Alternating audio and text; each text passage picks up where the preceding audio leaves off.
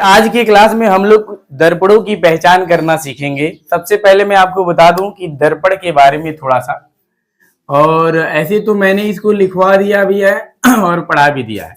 और आज की क्लास में मैं दर्पण का प्रैक्टिकल कराऊंगा, 2 प्रैक्टिकल कराऊंगा, सभी बच्चों से कह रहा हूं। 2 प्रैक्टिकल आज की क्लास में आप करेंगे, लेंस का भी प्रैक्टिकल करेंगे और दर्पण का भी प्रैक्टिकल करेंगे। तो सबसे पहले हम लोग जाने कि दर्पण कितने प्रकार के होते हैं। दर्पण कितने प्रकार के होते हैं? 2 प्रकार के होते हैं। पहला दर्पण क्या होता है जी भैया? समतल दर्पण, वेरी गुड। और दूसरा क्या होगा? गोलीय दर्पण। दूसरा हमारा होता है गोलीय दर्पण, गोलीय दर्पण। चलिए अब ध्यान दीजिए, पुनः गोलीय दर्पण को 2 हिस्सों में बांटा जाता है। ठीक है, पुनः गोलीय दर्पण को कितने हिस्सों में बांटेंगे? 2 हिस्सों में बांटेंगे। यानी गोलीय दर्पण 2 प्रकार के होते हैं। कौन कौन से होंगे? पहला क्या होगा? पहला होगा हमारा क्या? अवतल दर्पण। भैया उत्तल भी लगा सकते हैं, कोई दिक्कत नहीं है। और दूसरा क्या हो जाएगा हमारा? उत्तल दर्पण हो जाएगा। दूसरा हमारा है उत्तल दर्पण।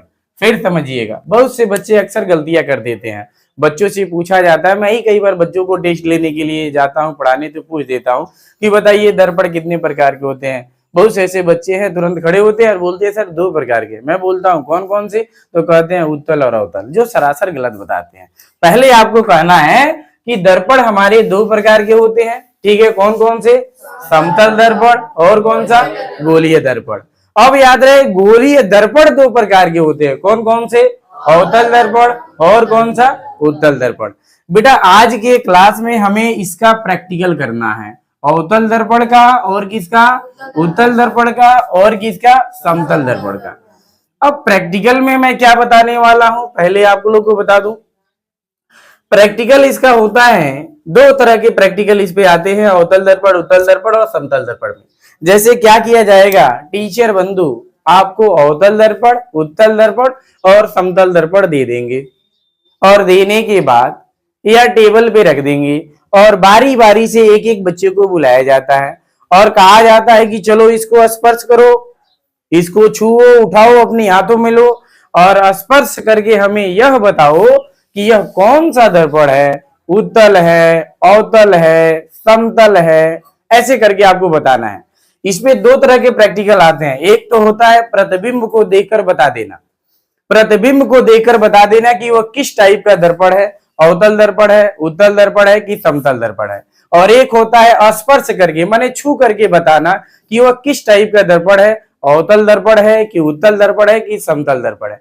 बेटा प्रतिबिंब को देखकर आप कैसे बताएंगे, यह मैं सिलेबस में पढ़ा चुका हूं, आपको बता दिया हूं। और आज के क्लास में मैं आपको बताऊंगा कि दर्पण को आप सब स्पर्श करेंगे, एक एक बच्चे को बुलाऊंगा या मैं एक एक बच्चे को दर्पण देते जाऊंगा, धीरे धीरे पास करते जाएंगे, एक एक बच्चे तक पहुंच जाएगा। और स्पर्श करके देख लेना है, खुद तुम्हें पता लग जाएगा अगर परिभाषा याद है कि कौन उत्तल है, कौन अवतल है और कौन समतल है। तो आज की क्लास में प्रैक्टिकल है हमारा क्या? दर्पण को स्पर्श करके पता लगाना कि वह उत्तल है, अवतल है या समतल है। सबसे पहले थोड़ा जान लो, मैं थोड़ा दर्पण दिखा दूं मेरे भाई। देखिए यही हमारे हाथों में दर्पण दिख रहा होगा। देखिए यह कौन सा दर्पण है? समतल दर्पण है, प्लेन है, दिख रहा होगा। साइड वाले हिस्से में कलई किया गया है, पॉलिश किया गया है, दिख रहा है, यह समतल दर्पण है। अब रहेगी बात, इसको तो सब बच्चे कह देते हैं, हाथ ऐसे सरफेस करेंगे और देख देते हैं, कहते हैं सर ये तो प्लेन है, इसको क्या कह देते हैं? समतल दर्पण कह देते हैं, समतल दर्पण। लेकिन प्रश्न बना, मेरे हाथों में और भी है, देखिए यहाँ पे 2 दर्पण और हैं। अब इसको आप देखकर, जैसे वहां पे आप सब बैठे हैं, देखकर आप नहीं बता सकते हैं कि यह कौन सा दर्पण है ना, देखकर नहीं बताएंगे।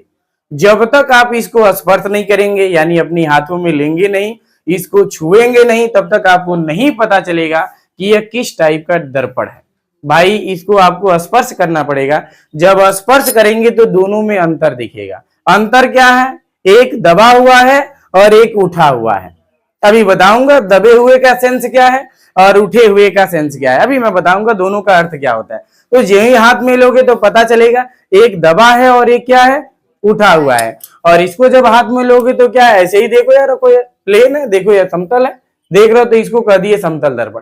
सब बच्चे इसकी पहचान कर लेते हैं, लेकिन इसको पहचानने में बच्चों की समस्याएं आ जाती है। तो वह समस्याओं को आज मैं प्रैक्टिकल के माध्यम से दूर करूंगा।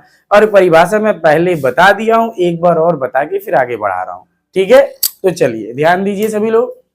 देखिए हमें क्या करना है मेरे भाई, सबसे पहले परिभाषा के बारे में थोड़ा बहुत मैं आप लोग को बता दूं। थोड़ा हम लोग जानेंगे कि अवतल दर्पण की परिभाषा क्या होती है।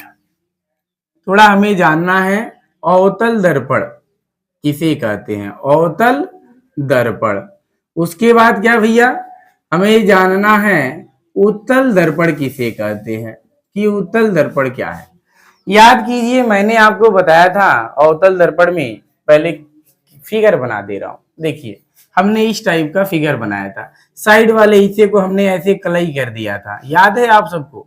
साइड वाले हिस्से को हमने क्या कर दिया था, कलई कर दिया था। ठीक है, हमने ऐसे किरण आरेख भी खींचा था, शायद आप सबको याद हो। हमने कुछ इस टाइप से भी बनाया था, ऐसे करके हमने बनाया था, याद है। इसको हमने कहा था क्या, आपतित किरण, और इसको हमने कहा था परावर्तित किरण, याद है आप सबको। तो भैया इस फिगर के हिसाब से अगर आप परिभाषा तैयार करें तो परिभाषा होता है कि वह गोलीय दर्पण जिसमें परावर्तन की क्रिया दबे हुए तल में होती है, वह गोलीय दर्पण जिसमें परावर्तन की क्रिया क्या होती है, दबे हुए तल में होती है, उसे हम अवतल दर्पण कहते हैं। वह गोलीय दर्पण जिसमें परावर्तन की क्रिया धसे हुए तल में होता है, उसे हम क्या कहते हैं, गोलीय दर्पण कहते हैं। ध्यान से देखिए यह बाहर की ओर उठा है कि नहीं, इधर देखिए यह उठा है और आगे क्या है, दबा हुआ है। यानी मेरे कहने का तात्पर्य यह जो हिस्सा है इसको हमने कलई किया है, यह लिखेंगे इसको कलई किया गया भाग।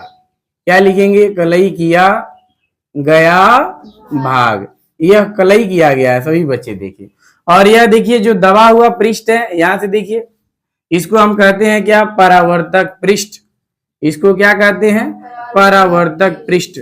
प्रश्न बना परावर्तक पृष्ठ क्या है, तो भैया जिसमें परावर्तन की क्रिया होती है, याद रहे जिसमें परावर्तन की क्रिया होती है उसे हम परावर्तक पृष्ठ कहते हैं। जिसमें परावर्तन की क्रिया होगी उसको क्या कहेंगे, परावर्तक पृष्ठ कहेंगे। यानी परावर्तन की क्रिया किसमें हो रही है, धसे हुए तल में हो रही है, दबे हुए तल में हो रही है।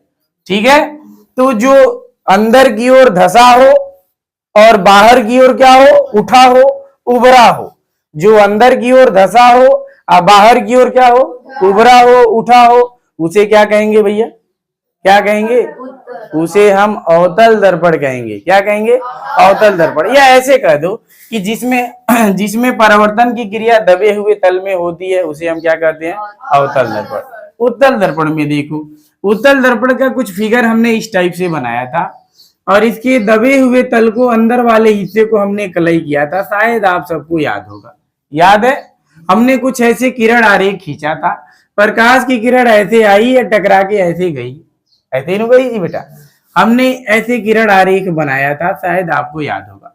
अब आप हमें बता दें कि परावर्तन की क्रिया इसमें किसमें हो रही है, उभरे हुए तल में हो रही है भाई।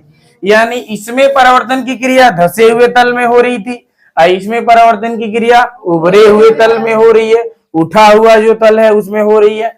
इसको क्या कहेंगे, आप कहेंगे कलई।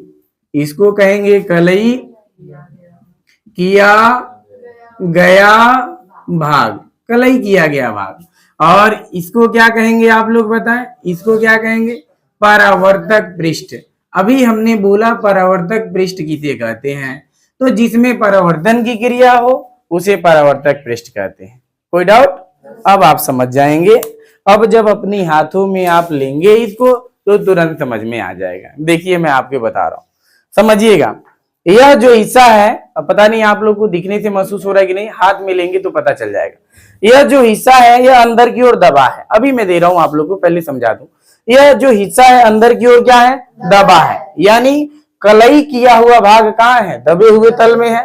ठीक है, और यह इधर देखिए, यह अगला वाला जो हिस्सा है उठा हुआ है, उभरा हुआ है।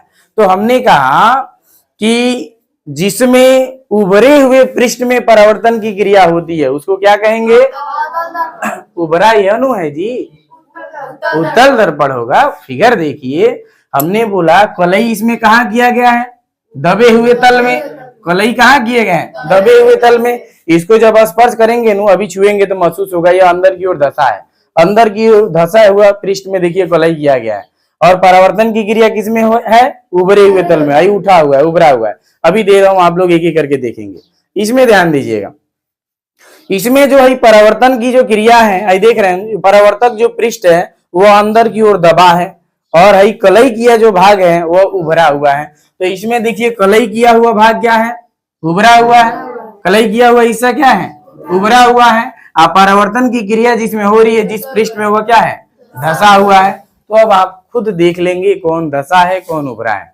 भैया जिसमें परावर्तन की क्रिया धसे हुए पृष्ठ में होगी, ठीक है, वह गोलीय दर्पण जिसमें परावर्तन की क्रिया किसमें होगी, धसे हुए पृष्ठ में होती है, उसे आप क्या कहते हैं, अवतल दर्पण। और जिसमें परावर्तन की क्रिया उभरे हुए पृष्ठ में होती है उसे उत्तल दर्पण। उभरा माने उठा हुआ। तो आप स्वयं एक एक हाथों में लेके चेक कर सकते हैं कि कौन क्या है। और इसमें तो ज्यादा कुछ बताना ही नहीं है, ये सबको दिख रहा है। ये कौन सा है, प्लेन मिरर है, समतल दर्पण है, देख रहे हैं, ठीक है। अब लाइन बाय लाइन परिभाषाओं को हमने बता दिया, समझा भी दिया। अगर किसी बच्चे के मन में कोई डाउट है, कोई प्रश्न उठे, कोई भी समस्या हो, तो बेहिचक वो प्रश्न कर सकता है, पूछ सकता है।